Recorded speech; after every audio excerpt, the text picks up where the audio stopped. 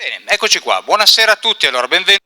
So here we are. Good evening everyone, and welcome to this meeting in which we are going to talk about fake news. We're going to talk about information.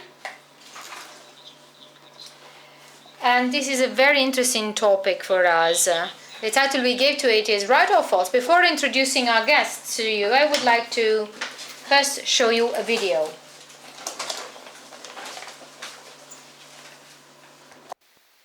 Imagine this for a second. One man with total control of billions of people's stolen data, all their secrets, their lives, their futures. I owe it all to Spectre. Spectre showed me that whoever controls the data controls the future. I wish I could keep telling you that our mission in life is connecting people, but it isn't. We just want to predict your future behaviors. Spectre showed me how to manipulate you into sharing intimate data about yourself and all those you love for free. The more you express yourself, the more we own you. Imagine this for a second. One man with total control of... Come vedete, Okay, as you've seen, this is Mark Zuckerberg, and he's saying really terrible things. So there's just one problem. These are things that he never said. So this is Zuckerberg. But if you pay attention, you can also see that actually Mark Zuckerberg was it was saying things that he did not intentionally say. This was an experiment made by a British artist, and this is an example of the so-called deep fake. This is a new frontier of fake news. That's a new frontier. Invented videos are not only basically news that are formulated with videos or texts, but actually through the video, the person ends up saying things that he never said. So this is a frontier which is progressing. It is really scary. And this is a phenomenon that is not new at all. Fake news have always existed. Propaganda has always existed. Also, invented stories have always existed. It seems, however, that in this specific moment, the pervasiveness and the speed with which things like this can be spread are really paramount. And also information can be spread all over. And the very same depth with which we can actually create a fake text like this are increasingly scary. From a certain point of view, these capacities are proportional to the... Actually, they do not go along the same wavelength of the information with which they travel on the internet. And this was the basic idea for the session we are organizing this evening. These are the guests that are going to participate in the meeting. We have to my right Walter Quattrociocchi. He teaches at Ca' Foscari University in Venice and is the head of the laboratory of data science and complexity at the University of Venice, and he is one of the reference experts, one of the most important scholars that deal with the phenomenon of fake news and information. His studies have been referred to by many newspapers and magazines, and he himself wrote 2 publications which are really reference books for people who really want to learn a bit more about this topic. Misinformation, published by Franco Angeli in 2013. Liberi di credici is the title of the book. That's a reference point. And that's a real reference point if you want to know more. Another reference point is Massimo Gaggi.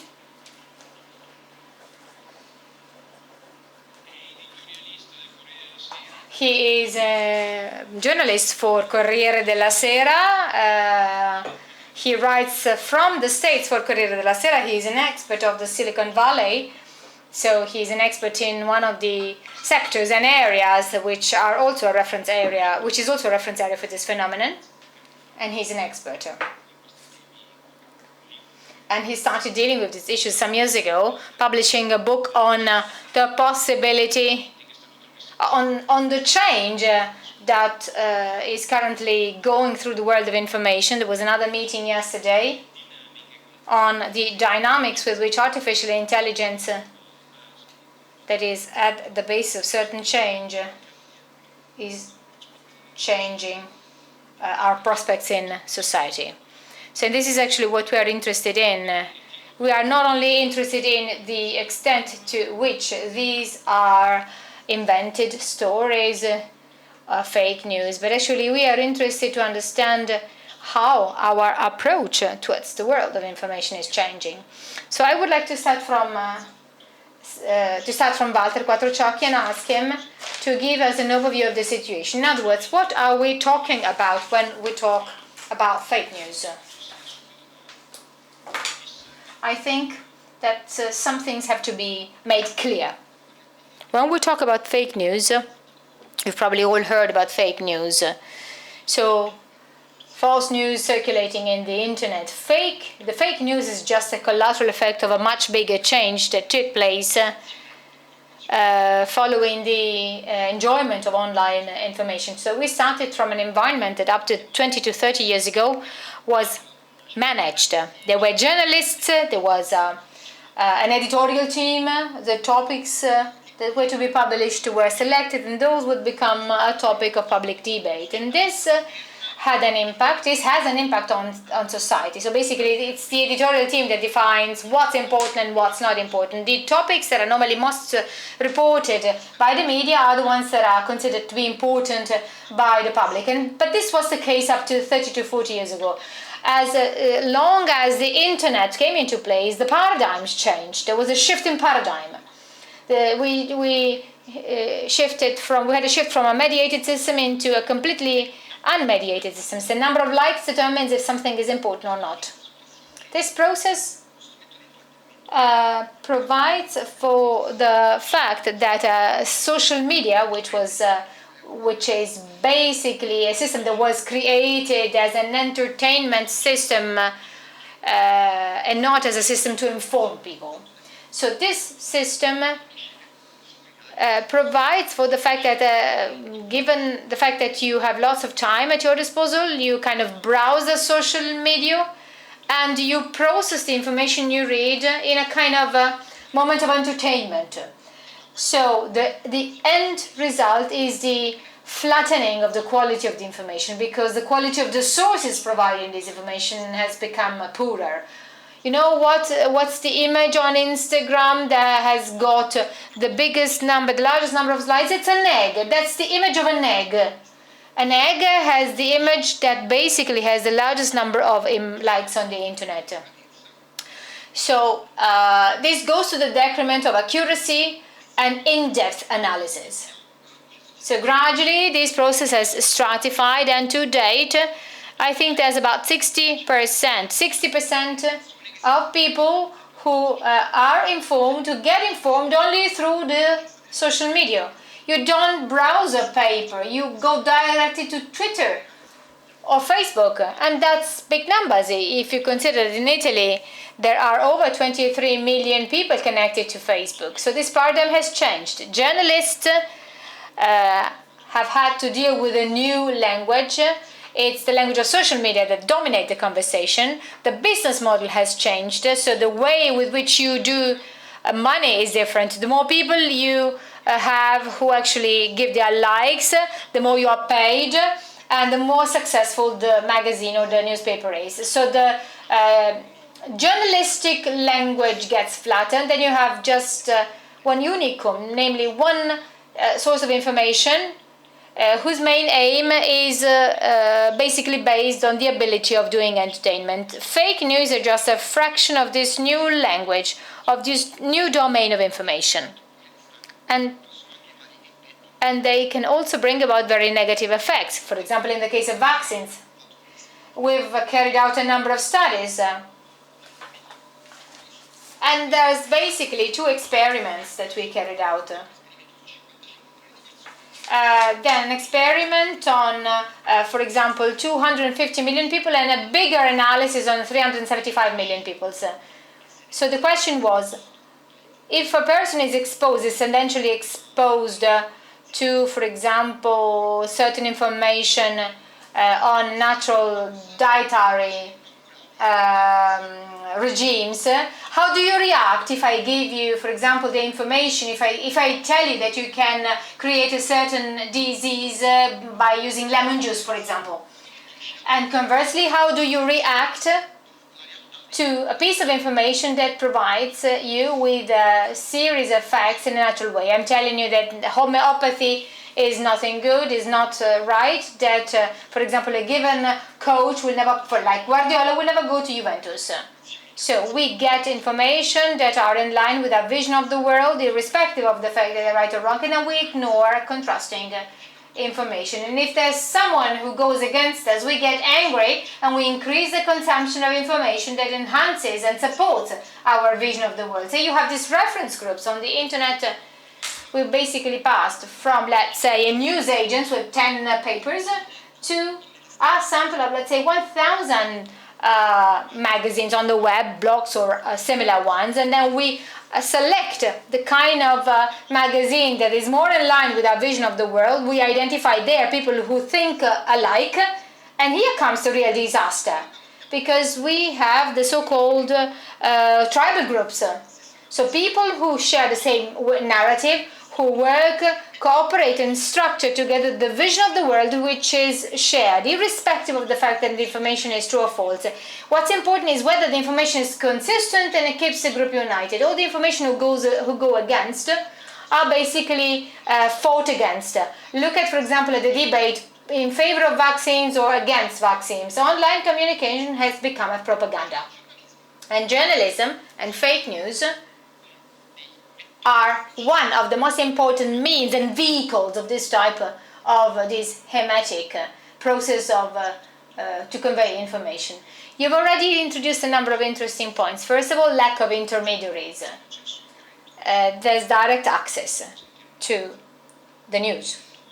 And second, the interest and the prejudice for confirmation. In other words, there's interest in favor of things that you think you know, and which basically create a different stance in you compared to other opposing views. So these are the two basic two elements which have always gone against the ethical principles of journalists. So I would like to ask Massimo, how does this way of looking at information, how does this new mode of consulting information affect newspapers, their websites, and what does it mean to, in a way, face with such a situation for people who work at a newspaper? Well, I basically share anything that has been said by Quattrociocchi before. This is a very painful analysis for us, but that's fact. The internet and the technological evolution have led us to this, and some responsibilities before and during the evolution of the internet is also ours. We are also to blame for that. We should have known actually what technologies could have led us to, but also before we probably committed some mistakes when we tried to improve the business ranking of our newspapers in a world in which narratives are more seductive or charming, and therefore because of that we try to embellish our stories, to enrich our stories, maybe sometimes not always being so objective and precise in the information given. So this is as regards some kind of self-critique. I have to say that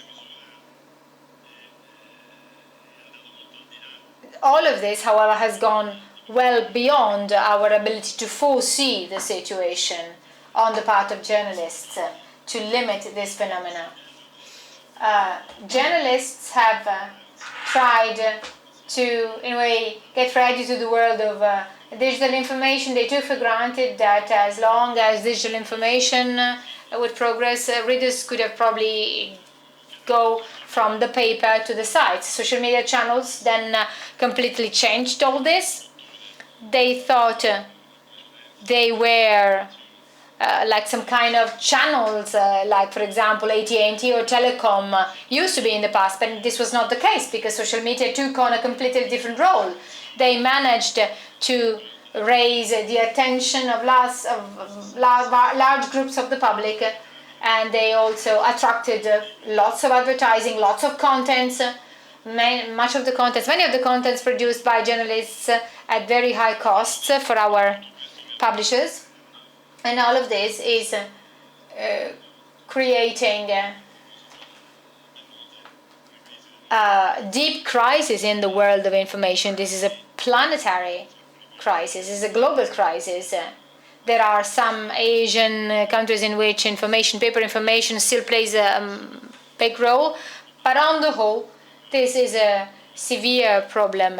I live in the United States and I experience this every day. Also, for example, at the New York Times has managed to, in a way, lead their paper readers into digital readers. They have about 4 million digital subscriptions. However, there's a structure, an organization of journalists, with many journalists with the capacity of providing information all over the world.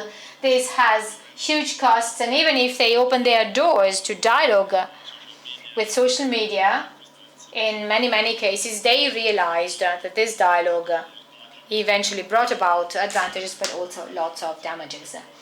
These agreements were then negotiated in several ways. But this is fact, this is objective fact. How can one get out of this situation? The academic world is carrying out a number of studies. These studies are more effective of what we are doing. What we are trying to do is to produce the information which is the most appropriate depending on the context and on today's readers. In the case of fake news, institutions, the American academic institutions and universities are doing great job. I don't know I don't know the extent to which it is easy to identify fake news. One simply has to realize and acknowledge that reference criteria have changed. Parameters have changed. It's not so much and only a matter of having to deal with tribal groups.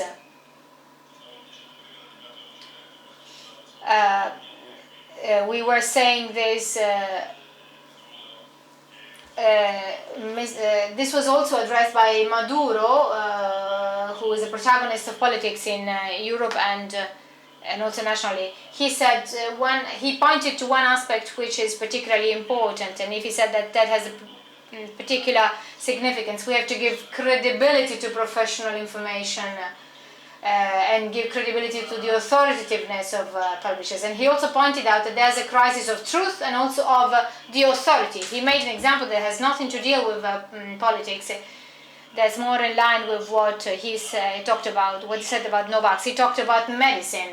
So the attitude in his country as well, to go to the doctor, you have a diagnosis and then you go and Google that diagnosis in and they make their self-diagnosis. This is not only a matter of self-diagnosis, but you have the feeling that you have a tool in your hands that gives you the power to judge.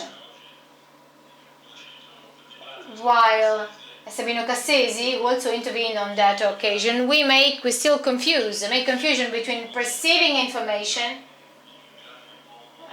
for example, from many channels, and then thinking that information is knowledge. So there's confusion between information and knowledge. The confusion between, let's say, listening to lots of rebouncing information and then pretending that that's knowledge. This is one of the biggest problems we have. And that's also a political problem as well as a problem for the future of information. and it's a problem also of survival for us. Publishing groups are all in dire straits. And then, when it comes to fake news, there's other problems linked, for example, to other aspects. You rightly said before that fake news have always existed. For example, in the 6th century before Christ, one said that everything is legitimate, and then one of the biggest skills and abilities of strength is to actually kind of cheat the enemy with fake news. And the same is happening now with fake news, also in the 20th century, in the Soviet Union, on the occasion of the two world wars. Great Britain, for example, in both cases, in both world wars, had to use systems to convince the American public opinion, who didn't want to enter the war in 1917 and then in 1941. And basically, they provided wrong information to convince the American public opinion to intervene and to side by them against the Germans. So this has always existed.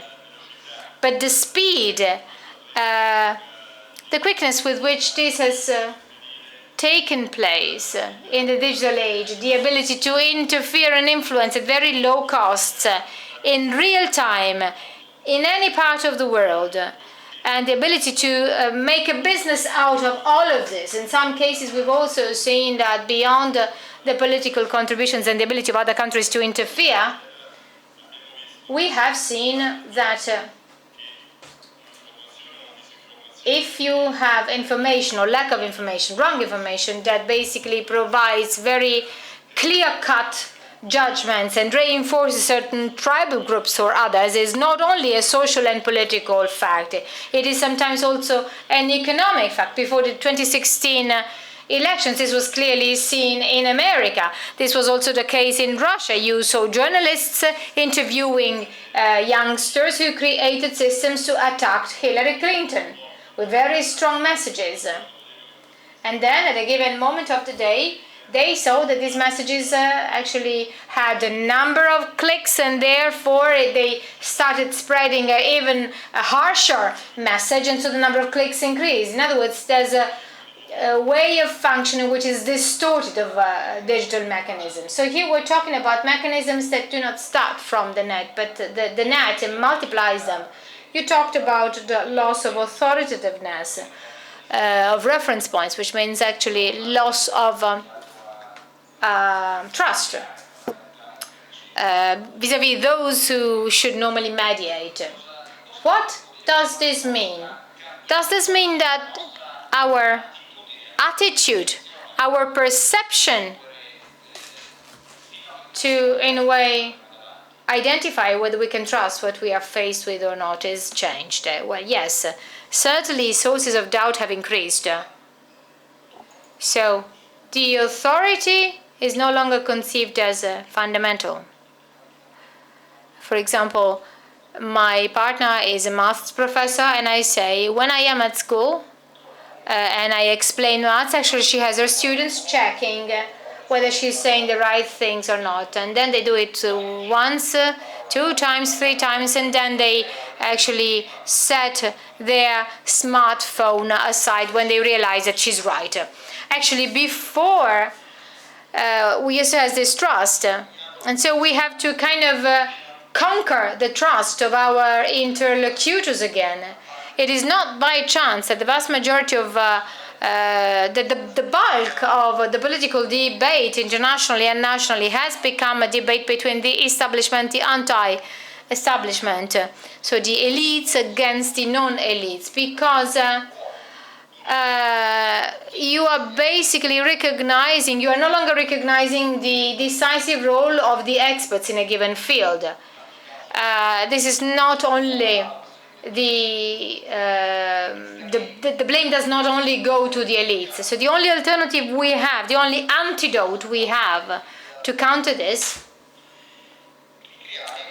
consists in recreating a system of trust. But you have to be very careful, when I am in class with my students, I'd like to make an experiment. For example, when we deal with data analysis, even if you say I have data at hand, it is data. Actually, data can be interpreted. They can be manipulated. So I have my students start from problems related to something that has no solution. So you start from the limitation that you have. And that basically leads the students towards a dynamic of trust. You don't start from the position of someone who is actually on top of them, but actually you have someone who has passed them something that can be processed. But actually trust is the biggest element. Actually, this is already a very hot topic. What does it mean? Well, first of all, I have another question. Before talking about how we can recover trust and what kind of tools we can use, what is the size of this phenomenon? The phenomenon of the lack of intermediaries is actually huge. And how about the fake? In other words, the conscious use of the internet for certain goals. Fortunately, a little bit less than what is said, because the fact that we've talked about that for many years has brought to some results, and also fact-checking has had some usefulness. It has proven to be useful. But as regards the spreading of this data, we are currently working on the analysis of information during the latest European elections, and it has emerged that the number of fake news, fake sources has gone down, and in the vast majority of cases they are kind of revolved around themselves. So basically it's groups of Twitter accounts which are self-feeding. They are excluded from the circuit of the main information circuit. That's a world apart. And that plays a secondary role. That plays a minimal role. Of course, even if it's minimal, it still has an impact. The no-vax system and all the debate on that is basically brought forward in Italy by 0.7% of the Facebook population, which has declared itself no-vax. So a minimum percentage, which is, however, capable of generating huge volumes of information. Would like to add something on this. Well, I think that there have been impacts on the European elections and also on the American elections. Maybe there has been something more, but the interference from abroad has not been so decisive. Probably inside Italy they have been more. On this issue, I wonder whether, as we are talking about a phenomenon that was already existing and was amplifying and was becoming bigger, whether this brave attitude of some populist leaders has an impact on this, and this on a global level. I'm not talking about Europe so much. In America, we have the example of trust. The other day, there was a fake news. Well, actually, not the other day. Some weeks ago, there was a very trivial fake news, which was not like the one of Mark Zuckerberg shown before. He referred to Nancy Pelosi, the Speaker of the Democratic Party for the House of Representatives. So one of her speeches was slowed down, and her way of talking seemed to be the way of talking of a drunken person. This became viral, and this is part of the usual mechanisms. And then the president of the U.S. retweeted this and said that actually Nancy Pelosi had a problem in speaking, so to say. He did not utterly say that she was drunken.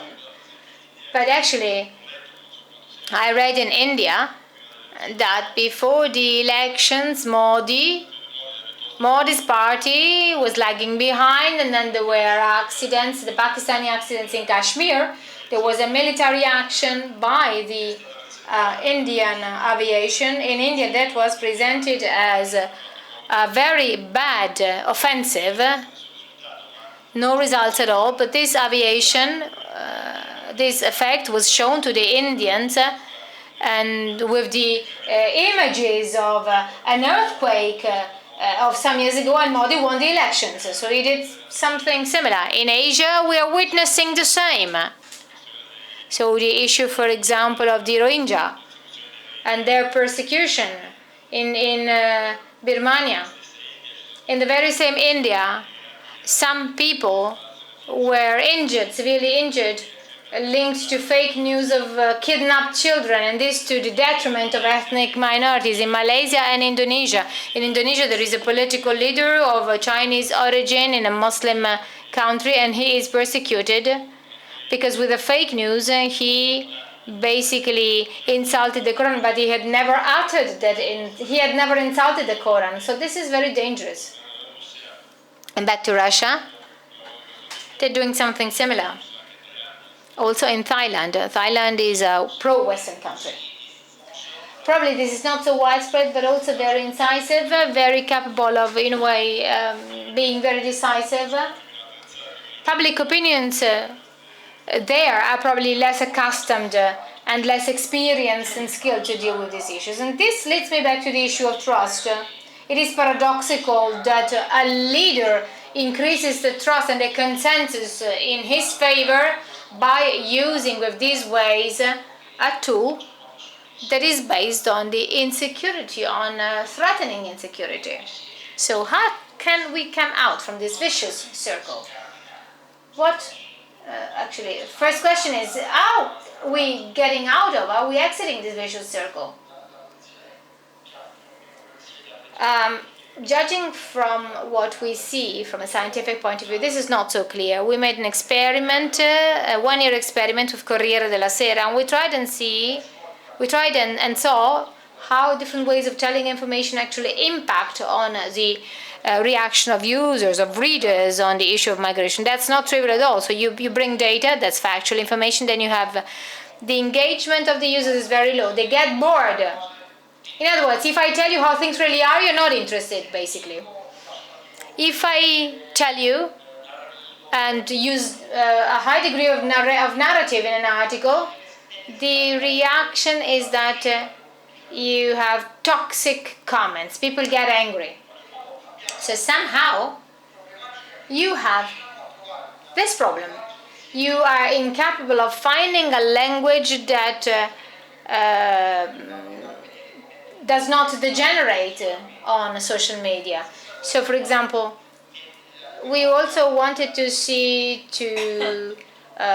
check how emotions change. The more active you are, the more negative comments you get. Lack of trust, distrust, negativity. So this trend kind of intercepts, first of all, a basic trust. And how do you rebuild trust in a toxic environment? I'm not sure that we can get out of this phenomenon. Some populist narratives of this actually refer to a kind of phenomena which is outside the internet. We are witnessing a world where there is a monster, and this monster is called globalization. And what we see is the implementation of all these processes, the enactment of all these processes in migration, poverty, delocalization. The very same Popper, before the internet, talked about the fact that there are enemies in the open society. It was right, actually. You have to find analogies with the contemporary world. In a changing world, when you cannot identify an enemy, you have two reactions. Either you kind of close down, you entrench yourself in the past, or second reaction, you blame the big powers. So either you are plotting against the establishment, or you get radicalized. So the narrative debate always ends up in these two reactions. If there's ongoing change, we do not know well how we can counter that. And this has to deal with control. But I would also like to kind of somehow praise the internet for that. The social media have this collateral effect of fake news, they have these dialectics, but what's taking place in Hong is also very interesting from the point of view of the organization. it is interesting because there is a government, you have a government that controls that kind of communication. The people got organized, so the demonstrators got organized, and they are communicating through social media, through the social media which are not controlled by the government, for example, Tinder or others. So this gives the idea that this lack of intermediaries tends to create other hierarchies, and it should facilitate renovation. So one of the reasons why there is so much antagonism is that oftentimes, there is, you always perceive the same climate, basically. You always talk about the evil. You do not go into you do not deal with the living actual changes going on. And I can tell you that the future is not so tragic as it seems in terms of future generations. And why? Because we actually worked on a dissemination format with students, and this format does not tell you this information is true, this information is fake. Because first of all, there's a limitation. The first limitation is that the human being does not know everything. That's the first thing that you should learn, the logical thinking. Not even the logic can describe everything. This doesn't seem that you have to be relativistic at all, but you have to make compromises with the fact and be content, be satisfied with the fact that you cannot understand everything. So we put in place a format with which we are working with students, primary school students, to work on language, to work on the interest, to work on this playful tool in a very interactive way. And this rebuilds a process with which the fake information is part of our flow of information that is not controlled. And if you ask the students after the course what the real problem of fake news is, they tell you that actually fake news is shared only by 40 and 50-year-olds who do not know how to use Facebook, because they know how to use Facebook. So actually, the people who share fake news are non-expert. So basically, the digital illiterate is the parent, the 40-year-old parent, basically. We're talking about 1,000 people, but the signal coming from them is very strong. La fiducia, perché secondo me I would like to go back to trust and confidence as an issue. And I would like to ask Massimo. For instance, the great newspapers and magazines have tried to react, and then schools and other bodies through specific words and terms like fact-checking. So, and not only words but processes. So let's try to double-check facts so that we can say this is true, this is fake. So let's convey more real news. Let's debunk. And then we have talked about literacy, so digital literacy. But all that seems to be not enough. One of the greatest experts is Dana Boyd, and recently on her blog she underscored this dynamics. If the countermeasures that we try to implement aim at teaching people to raise even more doubts and so become more skeptical, well, we will simply end up somehow feeding this sort of dynamics. So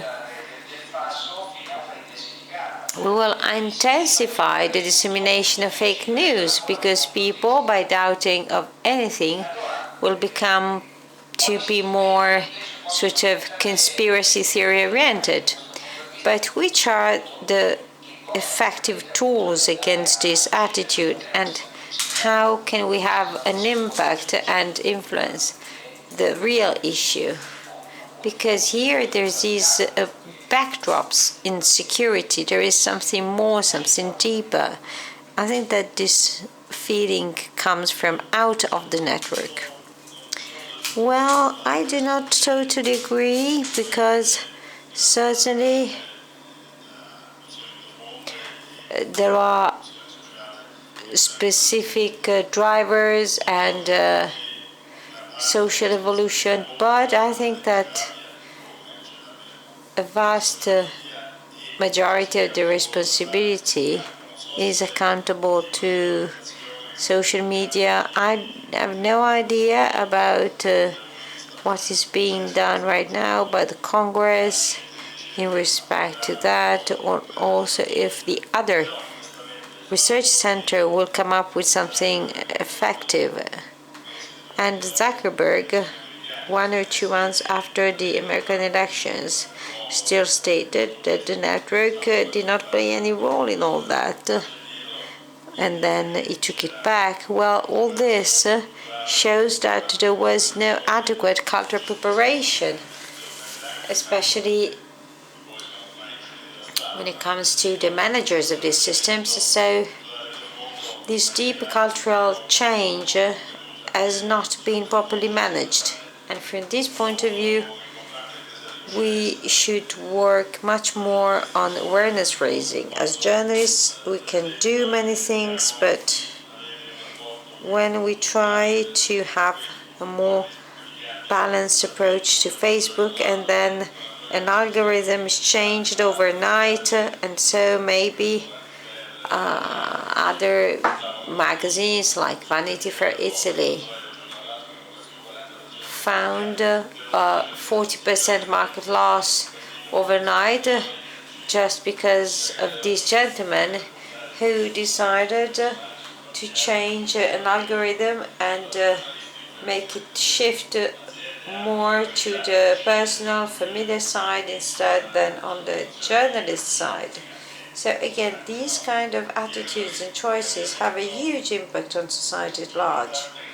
Another important change that should be more philosophy oriented when it comes to the regulation and approach of these societies.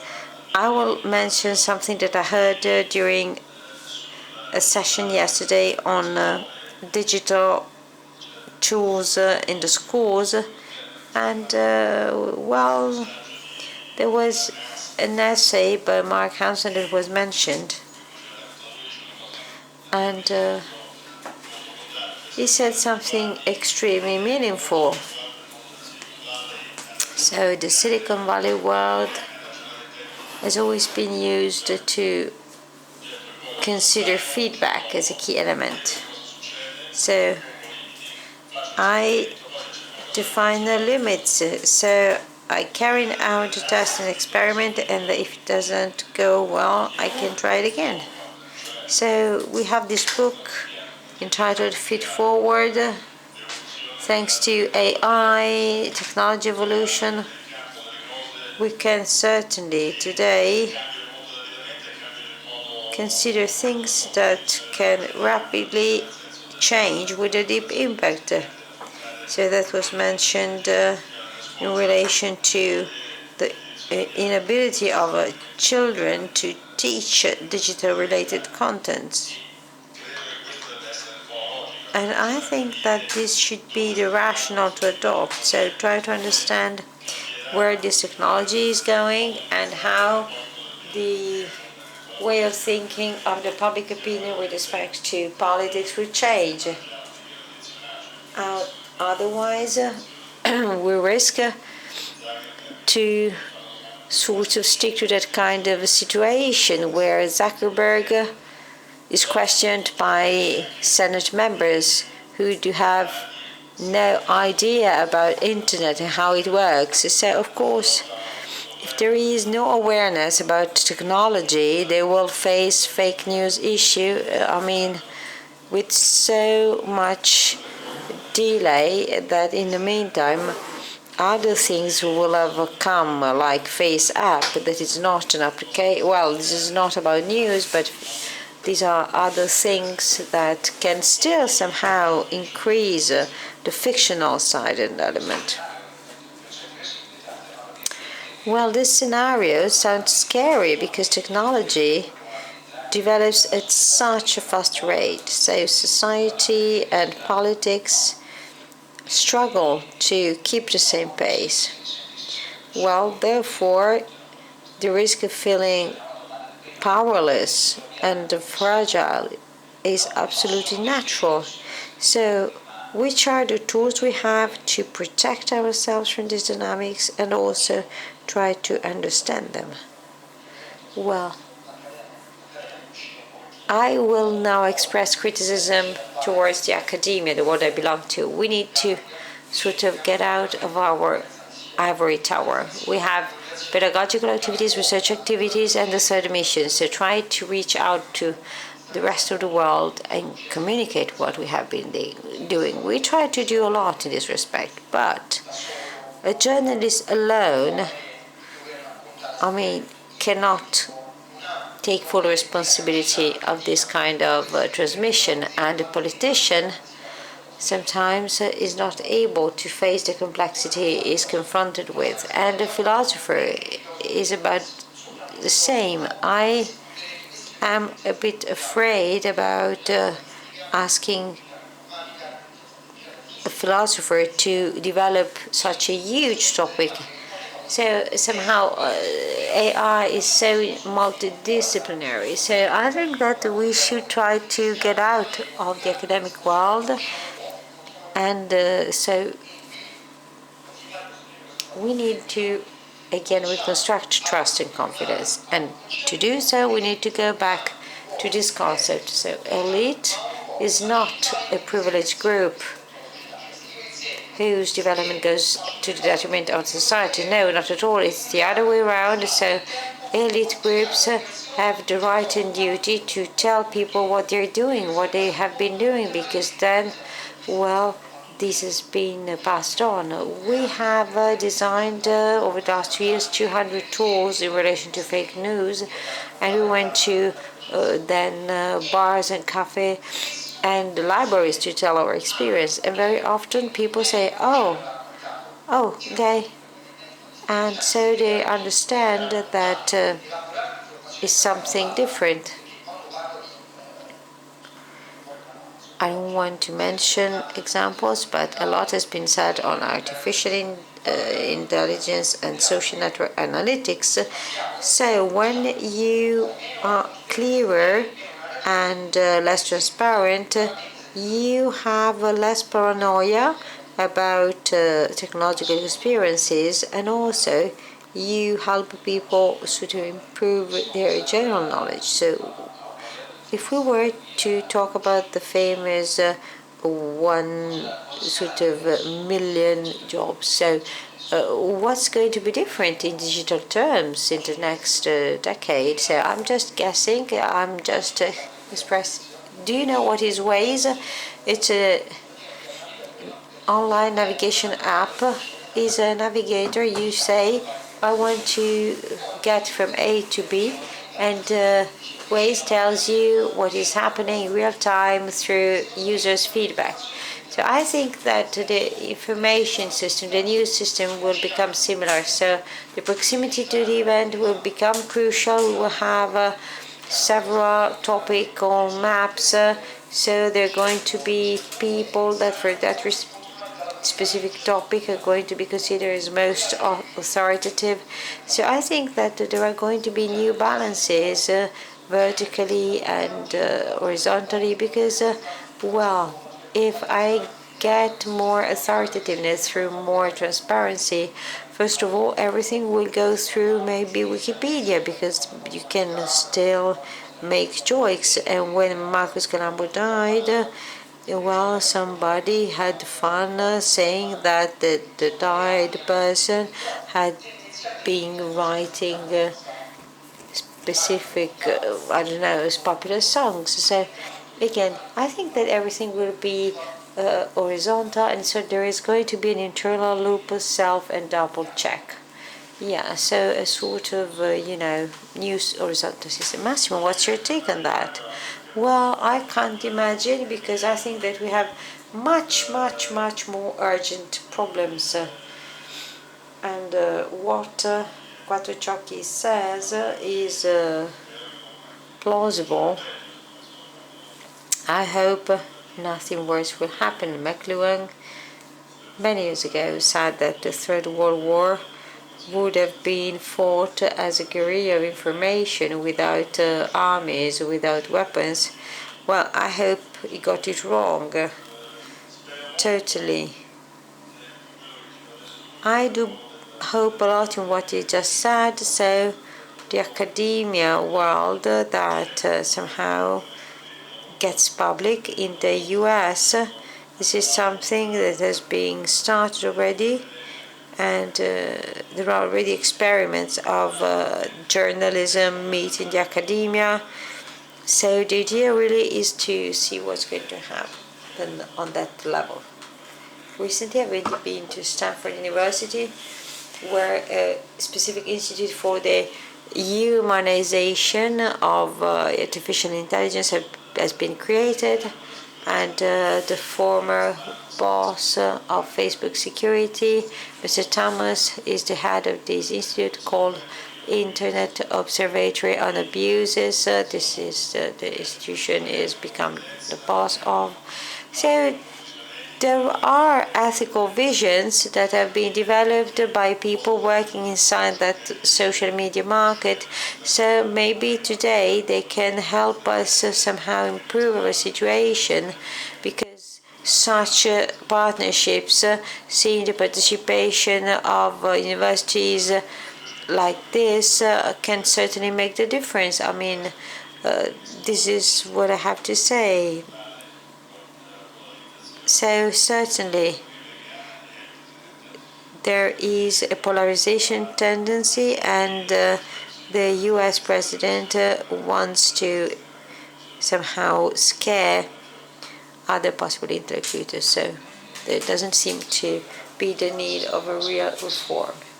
So if you were to tell us which are the tools that we have to see if news are fake or not, on which can we work? Well, professionally, to us, we have the fact-checking technique, but as he rightly said, from an effectiveness point of view, that does not work with public opinion. That may work with people that are particularly sensitive to objectivity of information, but people who are still in a tribal logic, while the Washington Post, with specific somehow tricks, has been very good at certifying the absolutely self-evidently lies of Trump. So I'm referring to the fact that there is an information check system based on a scale that they have created, and according to the level of reliability of this news, they assign a certain number of Pinocchio puppets. So without credible, we want, I don't know. So again, this is the scale of assessment. I think that Trump has collected thousands of these information, and well, that didn't stop him from becoming president, and didn't have such a dramatic and heavy impact on his appreciation levels. So what should we do now? I mean, wait and see what's going to happen, or what is the lever? Well, first of all, don't trust so-called gurus, those who take themselves too seriously. So again, try to be authentic and honest at the same time. This is still a key. So try somehow to see that you try to comply with certain attention logics. So you know a bit narcissism. So we create an altered image of ourselves, and we try to increase the social approval, and on the internet you can measure that through the number of likes. every influencer, every person tends then somehow sort of refine the image to be conveyed. So again, this kind of photographs should be considered as suspicious. So when you are not able to take yourself seriously, you will end up sort of being somehow mocked and made fun of. So, well, there were so many interesting ideas, and of course, it would be the case to go back to each one of these ideas because they're all interesting. Everything we heard tonight, at the end of the day, leads us to a key basic issue, because this has to do with something that is more radical, but that comes before the network. This is about basically a basic fear that is also related to some sort of loneliness that we live on the internet. And this has nothing to do with the network, but specifically, but this has to do with an information gathering process. So we should work on subjects that are solid enough not to look for confirmation in other people's likes or approval. So being able to judge and acknowledge and desire and really try to follow only one's own sort of wishes and ideas. So we should create individuals who are capable of assessing things by themselves without caring for others' judgments. I think this is a spectacular adventure, and that is why the meeting exists, because it is about understanding today's phenomena. It is crucial to understand to what extent all the things we are sharing are a thought-provoking stimulus. Because now I am asking myself, am I looking for more likes, or am I experiencing something just because I want to enrich myself? So let's try to have a look around us and to cast a judgment on ourselves. So let's see who is really going to help us become more consistent. You see this specific sort of topic that can be developed and can unfold in so many different ways that there is no miracle recipe. So nobody is capable of doing that. There is no miracle recipe, but there is just a fascinating, provocative approach. And I found it very interesting because it's a matter of trying to give a contribution about what is most effective on the network. So I would like to thank our guests for their contribution. Thank you very much, and I thank you. And so I hope you will enjoy the rest of the meeting.